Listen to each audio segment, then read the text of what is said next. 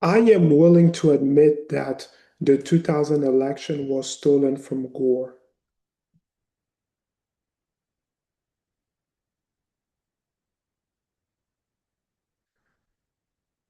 I read one of this Wikipedia page.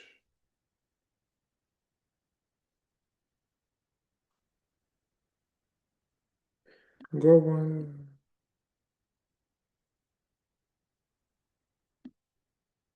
Observer in later media recount there was significant number of overvote found among the rejected ballot in optical scan counties, which largely favor Gore. Alan Lichtman talked about Bush versus Gore, and he talked about how the Supreme Court intervened and stopped the recounts, and that 10,000 of African American votes that were for Gore were discarded.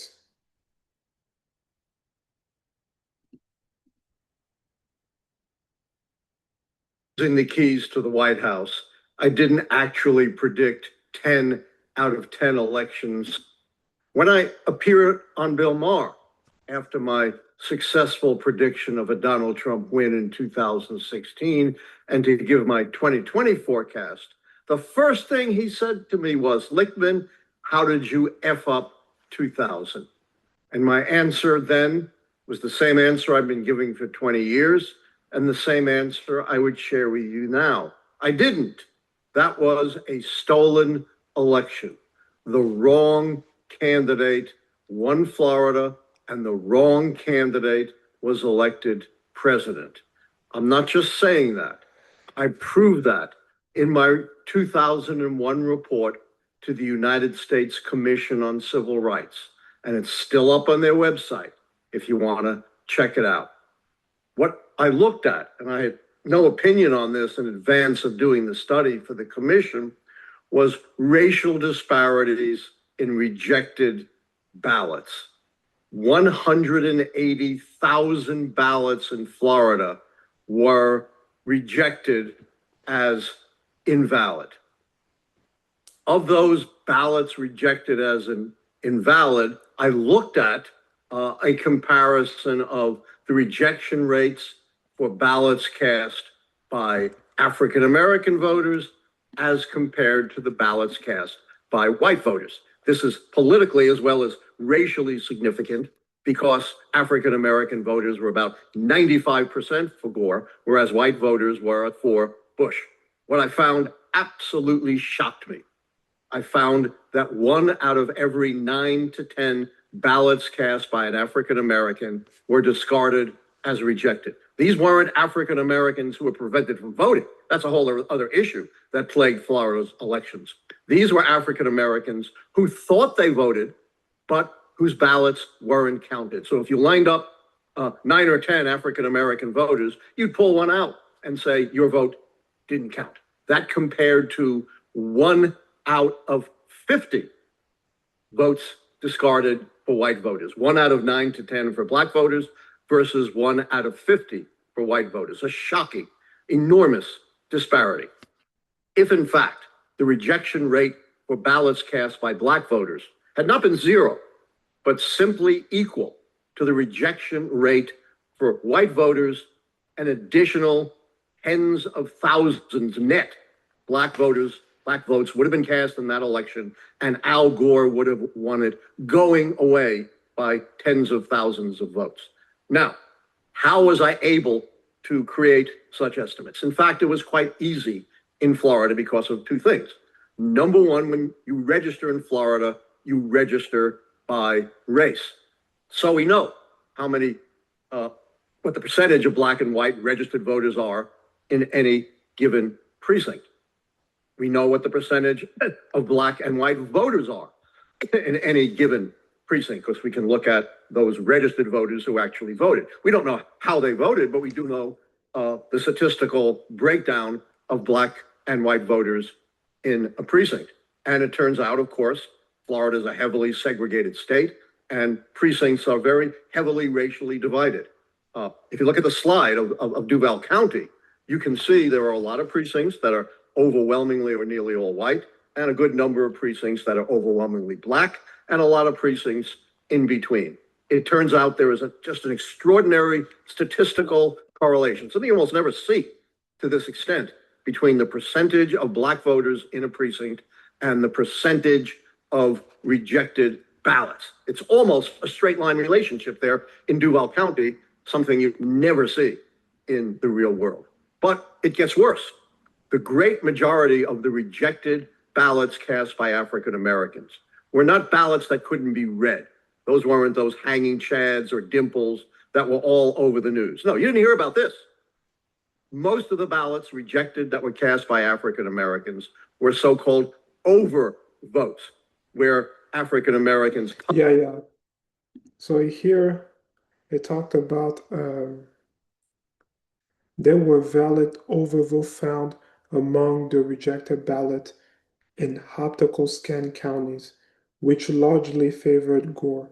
So this is what Lichtman was talking about.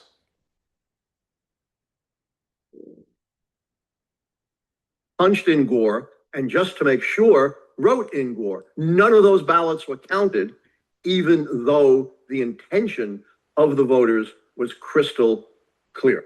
I further validated my 2001 study in a 2003 article in the Journal of Legal Studies. You can look that up as well in the journal. And independently, Professor Walter Niebane, in a 2004 study published in Perspective on Politics, validated my analysis from the Commission on Civil Rights paper and the Journal of Legal Studies paper. His paper was entitled, quote, "The Wrong Man is President!" Exclamation point. Overvotes in the 2000 presidential election in Florida. And he concluded, based upon the intent of voters, Al Gore, as I concluded, should have won election in Florida, not by 537 votes, but by tens of thousands of votes. And as you can see clearly from the title of his article, he agreed with me that the wrong candidate was elected in 2000, because whoever won Florida also would win the presidency. And thus, my prediction was not wrong. But beyond that, I call this the unknown scandal of the 21st century, beginning of the century, you could say the end of the 20th. Nobody seemed to care. It was just black voters in the South, just the same old story, even though it fundamentally changed the course of American history and the course of world history. Could you have imagined that if 1 out of every 9 to 10 ballots cast by white voters in Florida had been rejected, as compared to only 1 out of 50 ballots cast by black voters? Rush Limbaugh would have called it the crime of the century. George Will, the more erudite conservative, would have said the end of Western civilization as we know it. But because it was a scandal involving black voters, almost nobody knows about it today. And yet the battle to enable black voters and other minority voters to vote and have their ballots cast continues. It hasn't ended. It continues in Florida. Just recently, Florida passed a law essentially crippling the ability of third-party registration organizations like the NAACP and Hispanic organizations to register voters. By a wide margin, these organizations registered black and Hispanic hard-to-reach communities as compared to white communities. The statistics are overwhelming, and here is Florida cracking in a way that diminishes the impact of the minority vote. You know, the players change, the issues change, but the battle for voting rights has gone on for hundreds. Okay. So I am willing to agree that the 2000 election was stolen from Gore.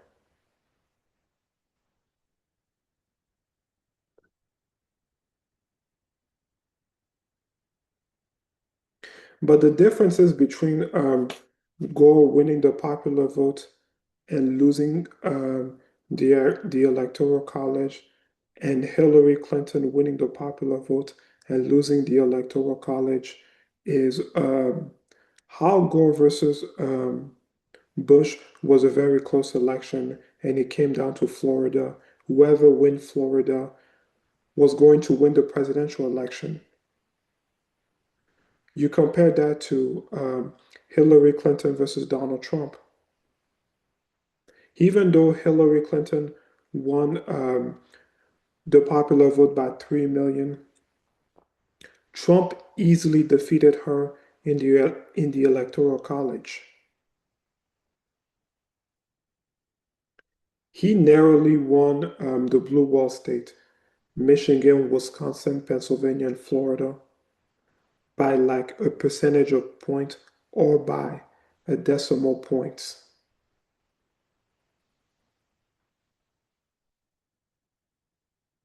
Now, you look at 2020, um, the 2020 was just a garbage election because it took several days in certain states to finish counting votes. And the 2024 election, even though Trump won that election, was just as garbage as the 2020 election because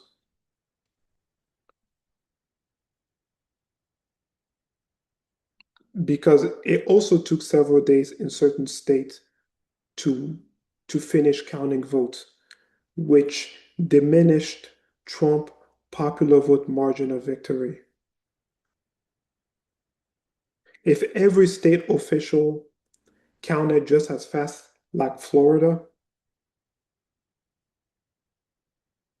Trump should have easily won the popular vote by 4 to 5 million votes.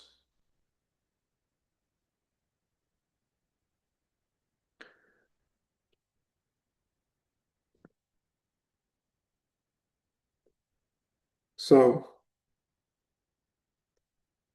but ever since the 2000 election, Florida has had one of the best voting system in the country.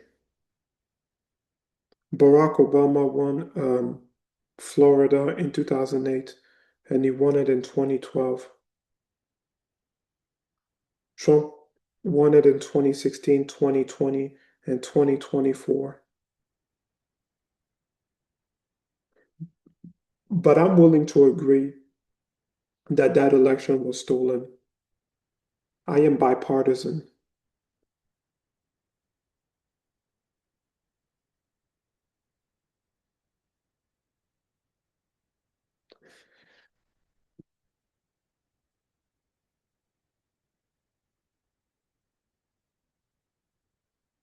Now, the 2020 election, people want to say Biden won the popular vote by 7 million votes.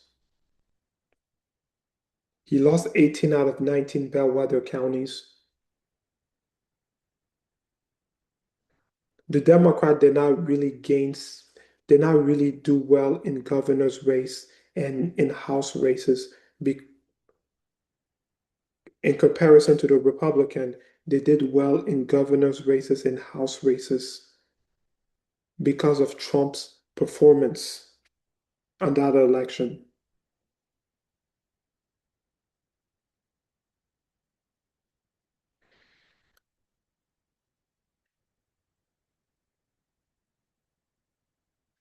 And Trump won way more counties than Biden. He won just as many counties um, against Hillary Clinton that he won against Biden and against Harris in 2024. He won about like 1,000 counties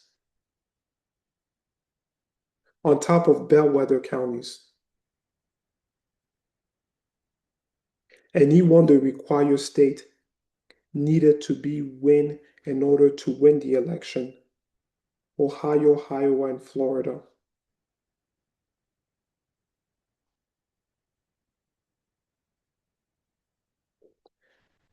Okay, I think that's pretty much it.